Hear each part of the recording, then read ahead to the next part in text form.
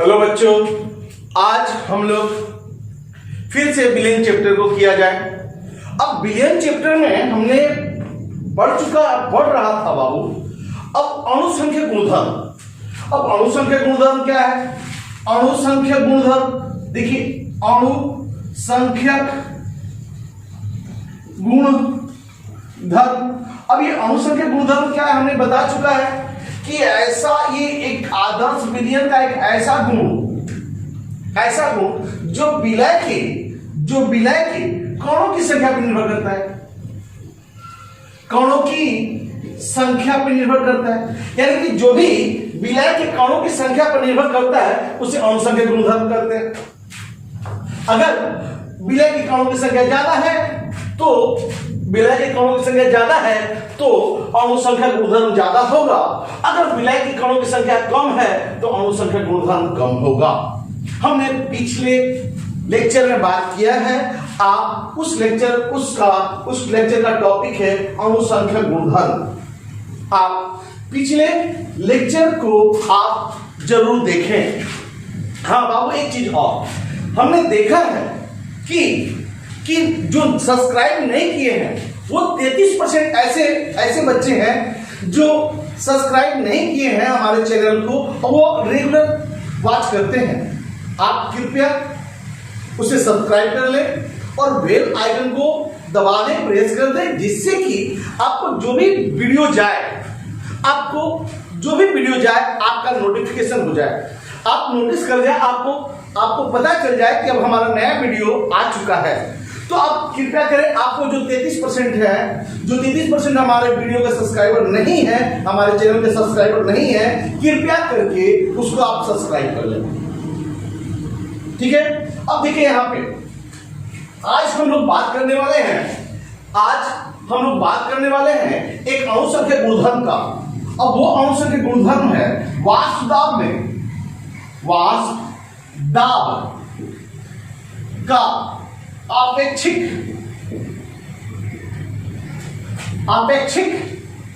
अवनमन।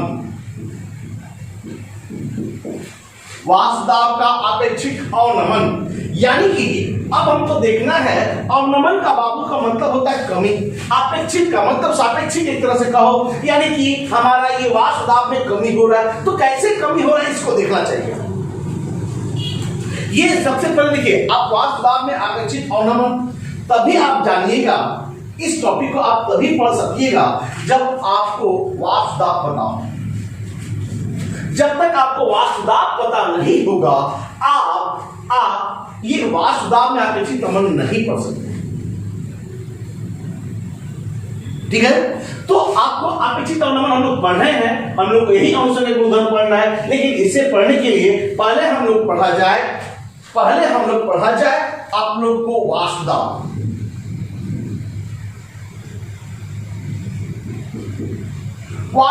पढ़ा जाए। अब देखिए, वाष्पदाब एवं ऐसे भी कर सकते हैं, हम लोग टॉपिक दे दें। हम लोग वाष्पदाब का आपेक्षिक अवनमन पढ़ने से पहले हम लोग को दो चीज जानना जरूरी है।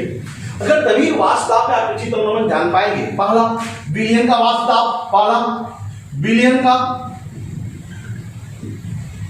विलयन का वाष्पदाब क्या होगा वो जानना जरूरी है। अब फिर इसके बाद तथा राउल्ट का नियम। अगर बाबू ये दो चीज अगर हम जान गए तो हम आसानी से वाष्पदाब में आपेक्षिक अवनमन को हम जान जाएंगे। यानी कि वाष्पदाब में आपेक्षिक अवनमन जानने के लिए हमको विलयन का वाष्पदाब जानना जरूरी है और राउल्ट का नियम जानना जरूरी है। आप विलयन का वाष्पदाब जान गए, राउल्ट का नियम जान गए, तो आप आसानी से वाष्पदाब का आपेक्षिक अवनमन जान जाइएगा। तो इसलिए हम लोग को क्या सीखना चाहिए? अब विलयन का वाष्पदाब यानी सिंपली वाष्पदाब क्या है वो सीखा जाए। वाष्पदाब इसको इंग्लिश में बोलते हैं वेपर प्रेशर।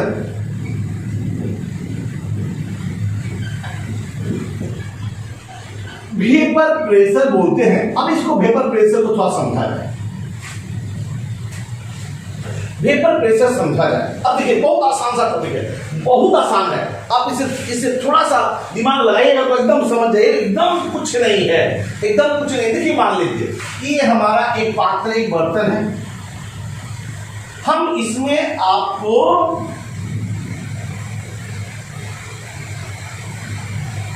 अगर हम इसमें एक लिक्विड डाल दें, एक द्रव डाल दें, इसको स्थिर ताप पे छोड़ दें,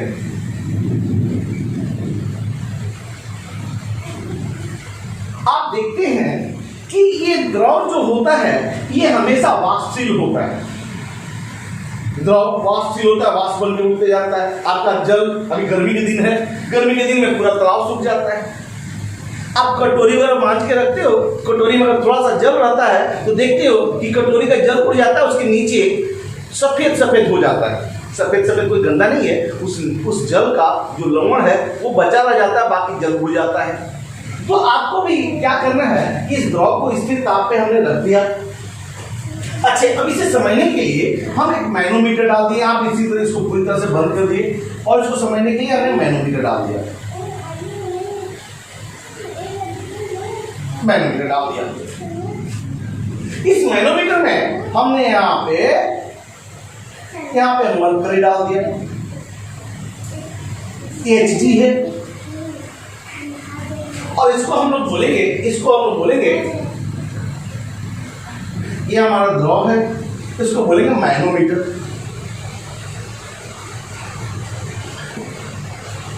ये प्रेशर को मेजर करता है। अब देखिए यहाँ पे हमने द्रव रख दिया, छोड़ दिया इसी दाब। हमने क्या देख रहा है कि ये जो द्रव है ये लगातार, ये द्रव भाप में बदल रहा है, और जब भाप में बदलेगा, वाष्प में बदलेगा, तो ये वाष्प क्या करेगा, दबाव लगाएगा बाबू, और दबाव लगाएगा तो इसको इधर की ओर धकेलेगा, दबाएगा तो ये नीचे से क्या करेगा, ये ऊपर की ओर जाना शुरू कर देगा। अब ये लगातार वाष्प बनेगा, वेपर बनेगा, लगातार यहाँ पे वाष्प दाब बनेगा, लगातार वाष्प दाब बनने से लगातार ये दबाएगा, ये ऊपर की ओर उठेगा। लेकिन हम क्या देखते हैं, कुछ देर के बाद देखेंगे क्या कि इसका चढ़ना बंद हो जाता है, यानी Hg का ऊपर चढ़ना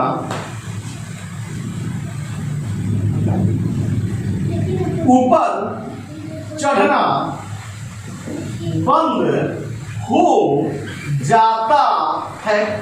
ऊपर चढ़ना क्या हो जाता है, बंद हो जाता है। इसका मतलब सर जी यहाँ पे टेंशन हो गया, हमने क्या, सर जी स्थिर ताप पे हमने हाँ, तो सर जी भाप बनना तो लगातार भाप बनेगा, हमने हाँ, लगातार जब भाप बनेगा तो लगातार प्रेशर बढ़ना चाहिए, बोले हाँ, लगातार प्रेशर बढ़ना चाहिए तो लगातार इसको उठना चाहिए, बोले हाँ, लेकिन सर अब उठना बंद हो जाता है, क्यों? तो बोले बाबू इसलिए कि यहाँ पे जो भाप बन रहा है ये भाप में भी दाब हो जा रहा है, और ये दाब इतना ज्यादा हो जाता है कि ये पुनः दाब जो है पुनः द्रव बनना शुरू कर जाता है। और एक समय ऐसा आता है कि जिस दाब से नीचे से जिस दर से नीचे से द्रव ऊपर भाप में जाता है, उसी द्रव से ये वाष्प भी द्रव में बदलना शुरू हो जाता है। यानी कि वाष्प में गया और ये वाष्प क्या बन गया, द्रव बन गया। द्रव वाष्प द्रव। तो बताइए यहाँ पे प्रेशर बढ़ा, यहाँ पे दाब बढ़ा, और जब दाब नहीं बढ़ेगा तो ये क्या हो गया, ये ऊपर चढ़ेगा कैसे? इसका मतलब कि ये द्रव और ये वाष्प दोनों क्या हो गया, साम्यावस्था में हो गया। क्या हो गया बाबू, साम्यावस्था में हो गया। किसके बीच साम्यावस्था हो गया, तो द्रव और इस वाष्प के बीच में क्या हो गया, साम्यावस्था हो गया।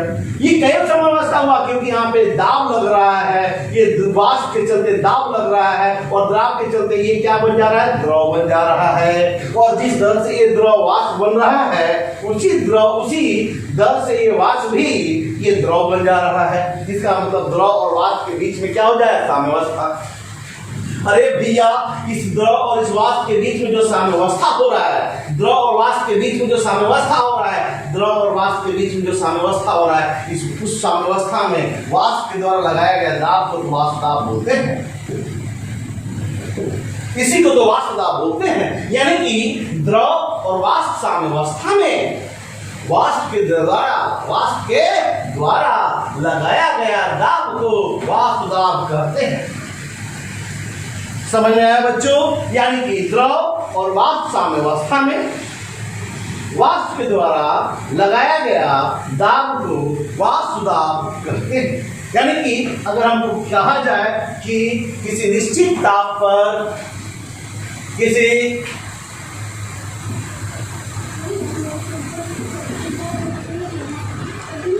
निश्चित ताप या स्थिर ताप, निश्चित ताप पे किया जाए, निश्चित ताप पर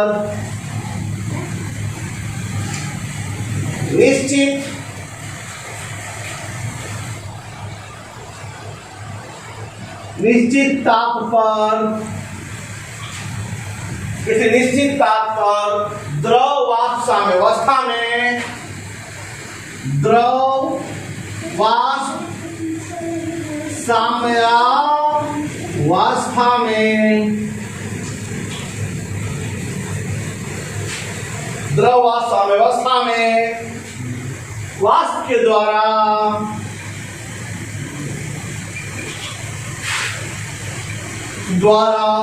लगाया गया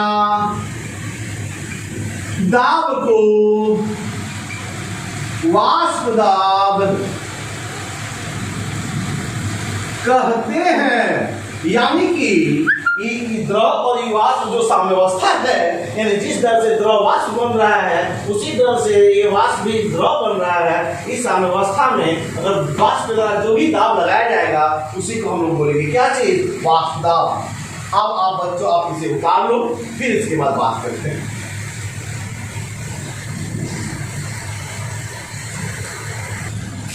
अब देखो बच्चों, अब हम लोग बात किया जाए कि वाष्प दाब कब ज्यादा होगा और वाष्प दाब कब क्या होगा, कम होगा।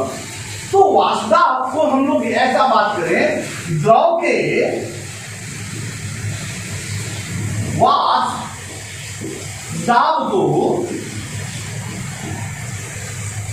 वाष्प दाब को प्रभावित करने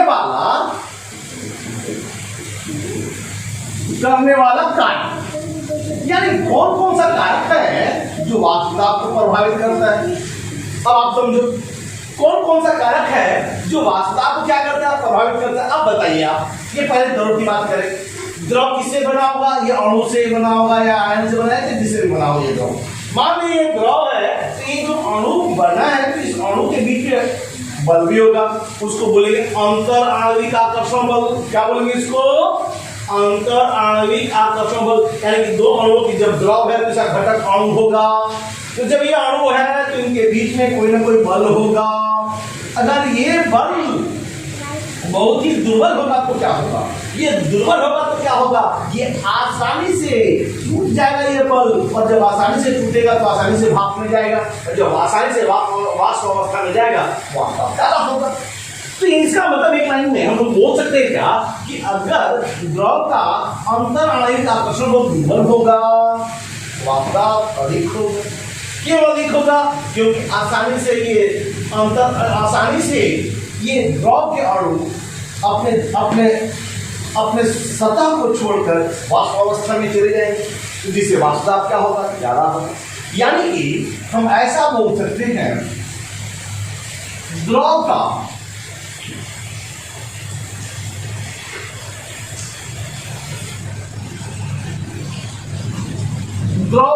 प्रकृति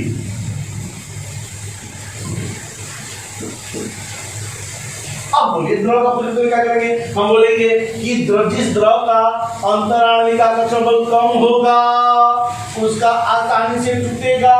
जब आसानी से टूटेगा तो द्रव आसानी से वाष्प में जाएगा, और जब आसानी से वाष्प में जाएगा तो वाष्प अवस्था क्या होगा, उसका बढ़ जाएगा, वाष्प अवस्था बढ़ जाएगा, वाष्प दाब भी बढ़ेगा। इसका मतलब जिस द्रव का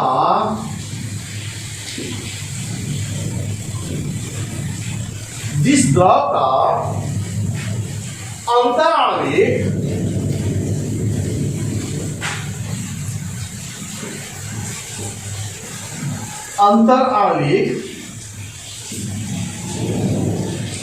आकर्षण बल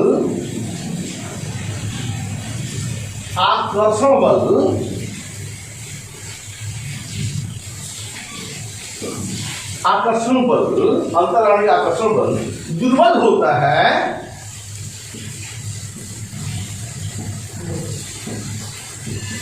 दुर्बल होता है उसका वाष्प दाब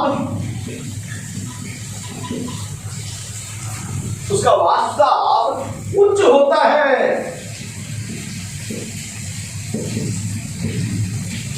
ये भैया उच्च होता है। अगर बोलेगा कि द्रव का अंतराणु का आकर्षण बल कमजोर होगा, दुर्बल होगा, तो वाष्प दाब क्या होगा, उसका उच्च होता है। क्यों?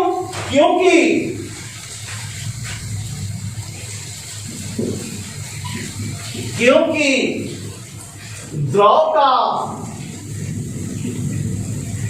अणु आसानी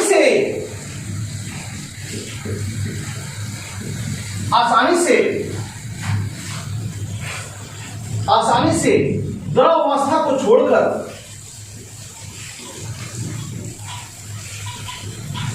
द्रव अवस्था को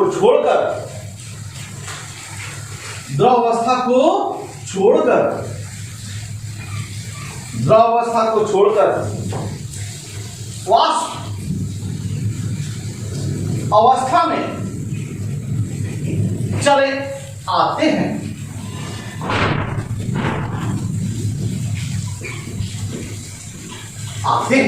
और जैसे इसकी बात किया जाए, जैसे आप मान लो कि अब बताइए, आप बताओ कि डाई इथाइल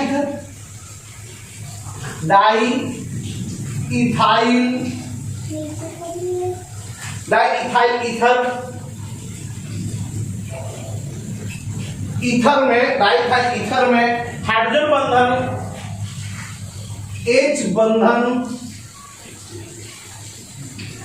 H बंधन अनुपस्थित होता है।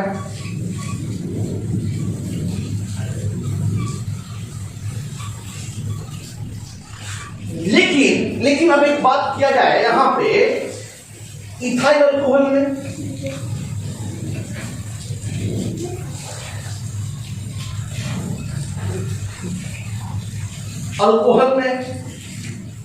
हाइड्रोजन बंधन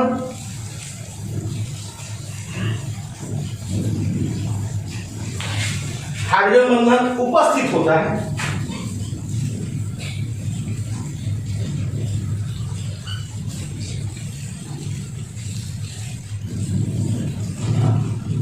हाइड्रोजन बंधन क्या होता है? उपस्थित होता है। आप बताओ, अगर हमसे पूछा जाए कि किसका वाष्प दाब ज्यादा होगा, अब बताइए, डाइथाइल ईथर का वाष्प दाब ज्यादा होगा कि इथाइल अल्कोहल का वाष्प दाब ज्यादा होगा? तो आप बताओ कि इसमें हाइड्रोजन बंधन होगा, इसमें अंतराणु आकर्षण बल ज्यादा होगा, तो और इसमें डाइथाइल ईथर अंतराणु आकर्षण बल कमजोर होगा। तो बताइए, ये डाइथाइल ईथर आसानी से वाष्प में जाएगा। जब आसानी से वाष्प में जाएगा तो इसका वाष्प दाब क्या होगा? ज्यादा होगा। इसका मतलब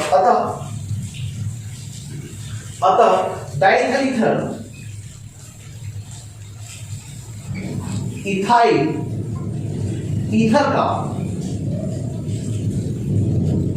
वाष्प दाब किससे अधिक होगा? वाष्प दाब अल्कोहल से, इथाइल अल्कोहल से, इथाइल अल्कोहल से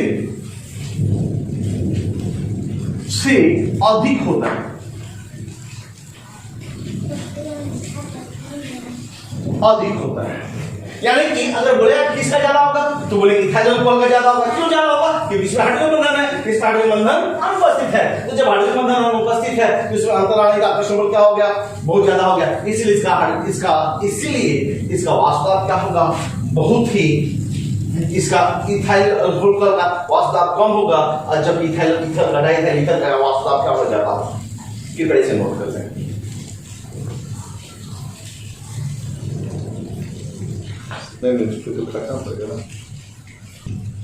अब देखो, दूसरा कारक पढ़ा जाए ताप। अब आप बताओ ना, आप ही बताओ ताप बढ़ाने से क्या होगा? अरे भैया, ताप बढ़ाने से क्या होगा? इस अणु का गतिज ऊर्जा बढ़ जाएगा। जब अणु का गतिज ऊर्जा बढ़ेगा तो छनछना के नीचे से ऊपर भागेगा तो वाष्प दाब बढ़ेगा कि नहीं बढ़ेगा। यानी कि ऐसा बोला जाए कि जैसी वाष्प दाब बढ़ाएंगे तो इन लोगों का गतिज ऊर्जा बढ़ जाएगा, और जैसी गतिज ऊर्जा बढ़ जाएगा तो अपने द्रव अवस्था को छोड़कर कहां चला जाएगा, वाष्प अवस्था में, और जैसी वाष्प अवस्था में जाएगा तो उसका वाष्प दाब क्या हो जाएगा, वाष्प दाब बढ़ जाएगा। यानी कि ताप में वृद्धि करने पर, ताप में वृद्धि करने पर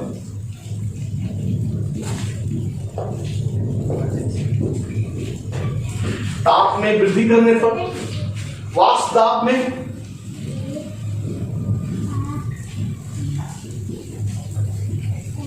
वृद्धि हो जाता है।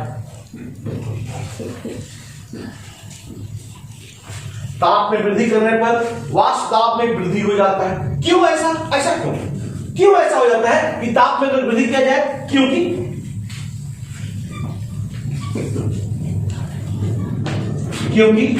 ताप में वृद्धि करने पर,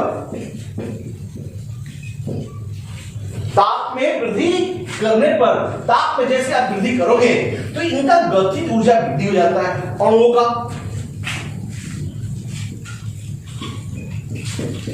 अणुओं का गतिज ऊर्जा में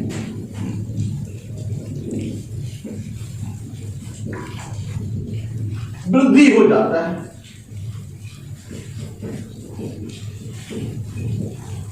गतिज ऊर्जा में क्या हो जाता है, वृद्धि हो जाता है। और जब गतिज, आप ही बताओ ना यार, जब गतिज ऊर्जा में वृद्धि होगा तो ये क्या रहेगा। जैसे तुम्हारे पास पैसा हो जाएगा, तुम छनछना के घर से बाहर निकलते हो, तो ये भी तो वही चीज हो जाता है। यहाँ पे जैसे इसके पास एनर्जी मिला, ये एनर्जी जैसे मिला तो एनर्जी रहने के बाद यहाँ नहीं रहेगा, ये यहाँ से उड़ करके उच्च ऊर्जा अवस्था में चला जाएगा जहाँ ऊर्जा उसको ज्यादा है, यानी वाष्प अवस्था में चला जाएगा। इसका मतलब कि ये गतिज ऊर्जा में वृद्धि हो जाता है। अतः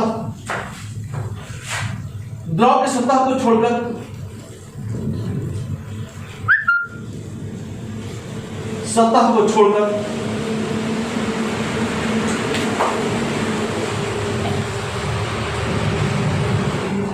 द्रव के सतह को छोड़कर कहां चला जाएगा, वाष्प अवस्था में चला जाता है।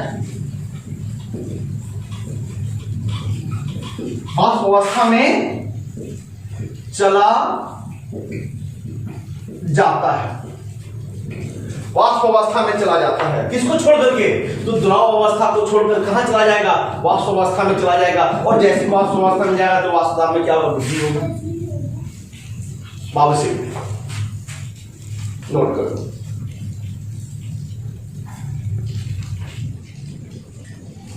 अब देखो आप, ये वाष्प दाब और ताप के बीच में संबंध को साइंटिस्ट ने, कौन साइंटिस्ट ने, क्लाउसियस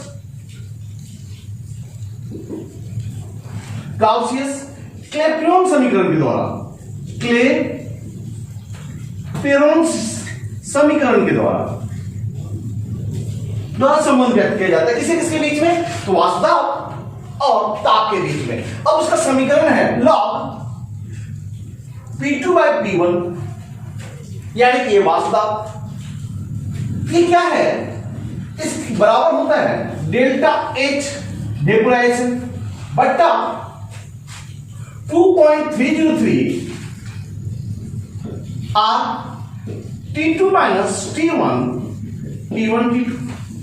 अब देखिए यहां पे क्या है, ये P2 क्या है, अब देखिए यहां पे क्या है, P2 क्या चीज है, P2 क्या है, तो P2 वाष्प दाब है। कब का, तो T2 ताप पर, यानी T2 ताप पर वाष्प दाब।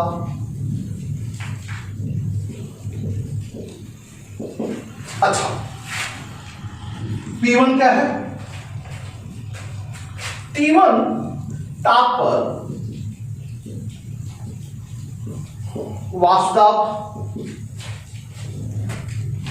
डेल्टा H क्या है, डेल्टा H वेपोराइजेशन क्या है, वाष्पन का एंथैल्पी, वाष्पन का एंथैल्पी। R क्या है, आप जानते हो, R गैस स्थिरांक है,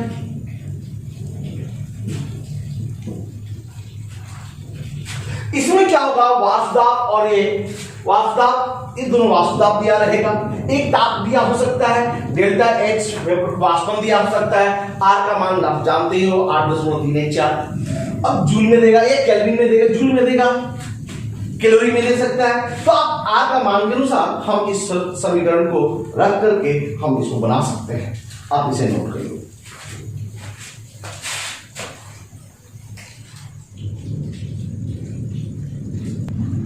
अब देखिए द्रव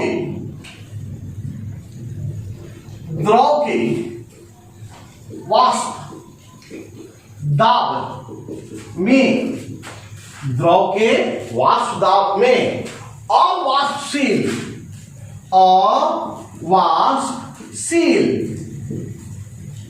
विलय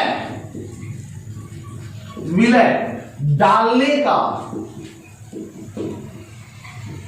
प्रभाव, अवाष्पशील विलय डालने का प्रभाव,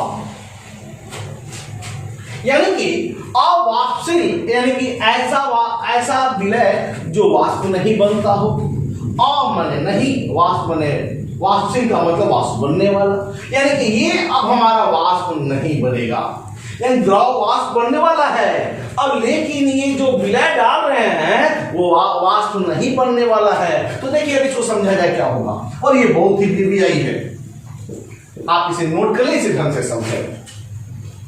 अब देखिए आप यहां पे मान लें कि ये द्रव है, ये द्रव है,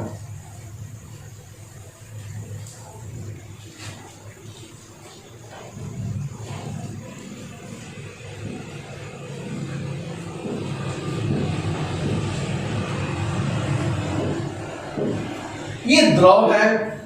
अब ये द्रव है तो द्रव तो समझ लीजिए कि ये द्रव है। अब हमने क्या किया है कि द्रव है और इसे पूरी तरह से बंद कर दिया है, तो ये द्रव का जो सतह है इस पे विलय के अणु होंगे, हमने सॉरी द्रव के अणु होंगे, ये सब वाष्प में जाएगा, तो यहाँ पे वाष्प दाब बढ़ेगा, यहाँ पे वाष्प दाब क्या होगा, बढ़ेगा मान लो। अब हम इसमें क्या किए कि ऐसा विलय डाल दिए जो अवाष्पशील है, अवाष्पशील है वो क्या करेगा, एक तरह का समांगी विलयन बनाएगा, यानी कि जगह पे इस सतह पे अवाष्पशील विलय भी हो जाएगा कहीं कहीं, यस अवाष्पशील विलय भी हो जाएगा, ये अवाष्पशील विलय हो गया। अब देखिए यानी कि ये हमारा बात कर ले, ये ऐसा दिया हुआ है तो वाष्पशील द्रव है ये। अगर ये बात कर ले, ऐसा वाला जो बात कर लेते हैं ऐसे वाला, तो ये अवाष्पशील है। अब सुनिए समझिए आप इसको ढंग से, बहुत ही आसान सा चीज है लेकिन बहुत ही इंपॉर्टेंट है, हर एग्जाम में पूछा जाता है, इसलिए आप इसे ढंग से, और आज के बाद इसकी सारी जरूरत पड़ेगी, इसलिए भी ज्यादा इंपॉर्टेंट है। जब तक आप इसे नहीं जानिएगा वो क्लास आगे का नहीं समझ पाइएगा। तो देखिए आप, अब ये क्या हो गया कि ये वाष्पशील है, यानी कि ये वाष्प जाएगा, हमने हाँ, ये वाष्प जाएगा, हमने हाँ, तो ये वाष्प जाएगा, हमने हाँ, क्योंकि वाष्पशील है। सर जी ये वाष्प नहीं जाएगा, हमने अरे बाबा ये वाष्प नहीं जाएगा, यस, जब ये जगह नहीं खा रहे हो तो इसको भी वाष्प नहीं जाने देगा, यानी कि इसकी पलायन क्षमता को क्या कर देगा, घटा देगा। आप जानते हो ना, तो हम जाएंगे ना तो तुमको जाने देंगे, हम तो डूबेंगे सर, हम तुमको भी डुबा देंगे, यानी ना तो हम वाष्प बनेंगे ना वाष्प बनने देंगे, ना ये वाष्प में जाएगा और ना ही वाष्प बनने देगा। जब वाष्प ही नहीं बनेगा तो ये वाष्प दाब कम नहीं हो जाएगा क्या? यानी कि जब भी हम किसी द्रव में अवाष्पशील विलय डालेंगे तो इसके वाष्प दाब में क्या हो जाएगा, कमी हो जाएगा, क्योंकि विलय के अणु द्रव के सतह पर विलायक के अणु का स्थान को ग्रहण कर लेता है, जिससे विलायक के अणु को पलायन होने की क्षमता में, प्रवृत्ति में कमी कर देता है। और जब ये पलायन नहीं होगा, ये वाष्प में जाएगा ही नहीं, तो दाब कहां से बनेगा, यानी इसके वाष्प दाब में कमी हो जाएगा। समझ में? यानी कि आप जैसी अवाष्पशील विलय डालते हो तो दिमाग में बिठा लेना है, अवाष्पशील विलय डालेंगे तो वाष्प दाब में कमी होगा। क्यों कमी होगा? क्योंकि जैसी वाष्प दाब जैसी डालेंगे अवाष्पशील विलय, तो वो क्या होगा, ये द्रव ये द्रव तो जाता है, वाष्प में जाएगा, लेकिन यह वाष्प विलय न तो ये द्रव में जाएगा और नहीं तो विलायक के अणु को ये जाने देगा। और जब ये जाने नहीं देगा, ये विलायक का अणु वाष्प में जाएगा ही नहीं, तो वाष्प दाब में कमी नहीं होगा। जब दाब ही नहीं बनाएगा तो वाष्प दाब में क्या हो जाएगा, कमी हो जाता है। अर्थात हम एक लाइन में बोल सकते हैं कि जब द्रव में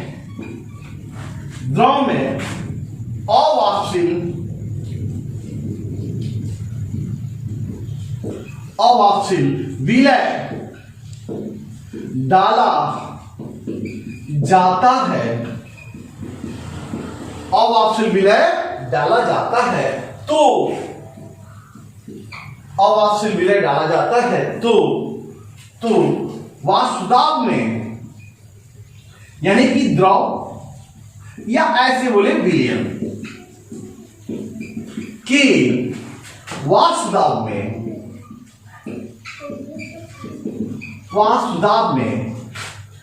कमी हो जाता है। वाष्प दाब में क्या हो जाता है, कमी हो जाता है। क्योंकि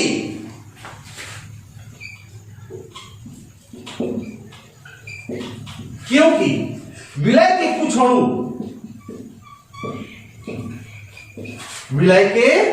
अणु द्रव के अणुओं के स्थान को ग्रहण, द्रव के अणुओं के स्थान को सतह पर ग्रहण कर लेते हैं। द्रव सतह पर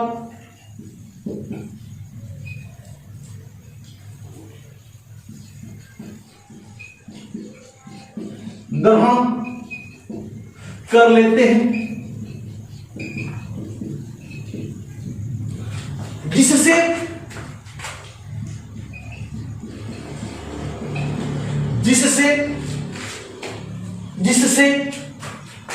द्रव के अणुओं का पलायन, द्रव के अणुओं के पलायन होने की प्रवृत्ति में कमी हो जाता है। यानी कि पलायन होने की प्रवृत्ति में क्या हो जाता है, कमी हो जाता है। तो बाबू आप जैसे ही अवाष्पशील विलय डालोगे तो द्रव कहो या विलयन कहो, उसके वाष्प दाब में क्या हो जाता है, कमी हो जाता है। इस चीज को आपको याद रखना है, जबान पे रखना है। जैसे हम अवाष्पशील विलय डालेंगे तो विलयन के वाष्प दाब या द्रव के वाष्प दाब में क्या हो जाता है, कमी हो जाता है। क्यों? क्योंकि विलय के अणु उसके सतह पे, द्रव के विलायक के सतह पे, विलायक की जो सतह है उसके अणुओं का स्थान को ग्रहण कर लेता है, जिससे विलायक के अणुओं के पलायन होने की क्षमता में क्या हो जाता है, कमी हो जाता है। अब ये द्रव कहो या विलायक कहो, कुछ अणु विलायक कर सकते हैं, विलायक के अणुओं के स्थान को ग्रहण कर लेता है, जिससे द्रव के अणु यानी विलायक के अणुओं के पलायन होने की क्षमता में कमी हो जाता है, प्रवृत्ति में कमी हो जाता है, तो वाष्प दाब में क्या होता है, कमी हो जाता है। हम कहेंगे आप इसे नोट कर लो, नोट करने के बाद इसे बार बार पढ़ो, और इसका चूंकि इंपॉर्टेंट है इसलिए आप इसे ध्यान में रखें। और अगला लेक्चर में हम लोग इसी के आधार पर हम लोग रॉल्ट के नियम पढ़ेंगे, लेकिन रॉल्ट के नियम और ये सब आपको ध्यान रखना है। Thank you.